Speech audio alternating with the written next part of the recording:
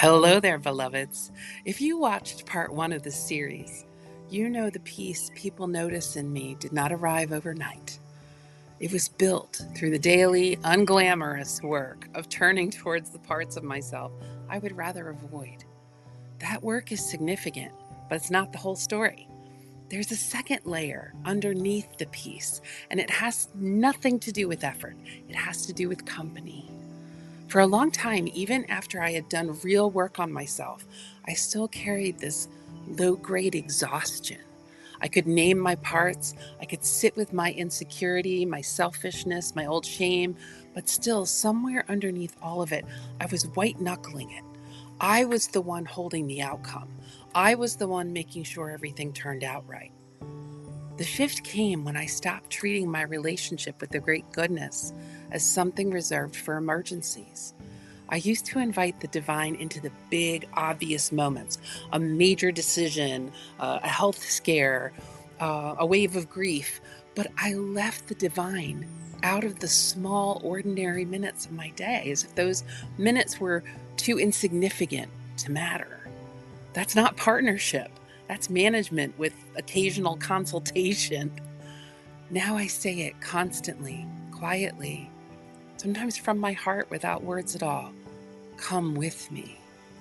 Not come rescue me, not come fix this for me, just come with me.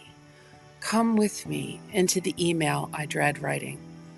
Come with me into the conversation where I need to be vulnerable and curious.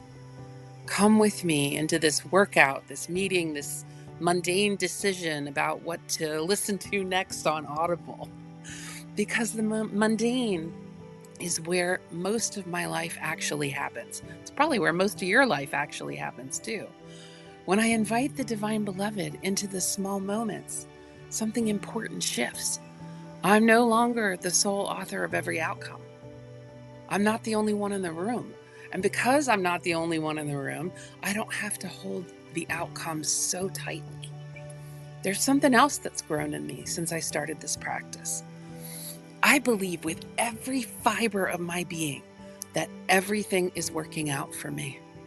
Not in the shallow, positive thinking, unicorns and rainbows sense. What I mean is this: everything is working for my highest good, for the best outcome, for the cause of love, and for the growth of my soul. That does not mean it's going to be easy.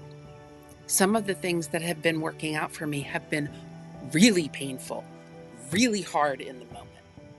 But I take great comfort in knowing I am always on the best path for me, not because I can see the map, but because I can trust the one who can see the map. Inviting the divine into everything does not mean I know how things will turn out. I still do not know those things in advance. I can't see the future. Nobody can. Nobody does. What changes is my relationship to not knowing. When I'm not running the show alone, uncertainty stops feeling like something scary. It stops feeling like danger. It starts feeling like just the shape of being human. It's something I hold inside. I'm able to understand and be with the larger, the greater than, the things I don't know. And this is not spiritual bypassing. I still show up. I still do the work I talked about in part one of Finding Peace. Inviting the great goodness does not replace the labor, does not replace the work, the inner work. And it changes what I carry alone while I'm doing that work. When someone tells me I seem at ease, part of what they're noticing is this: I'm not white knuckling my way through my days by sheer willpower. I have a partner in this.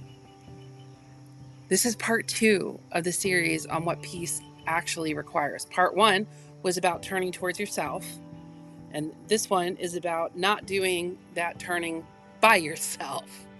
Part three is coming, and it will explore what happens when self, already in partnership with the divine, becomes the one who decides what everything means. I'll see you next time. Grace and peace.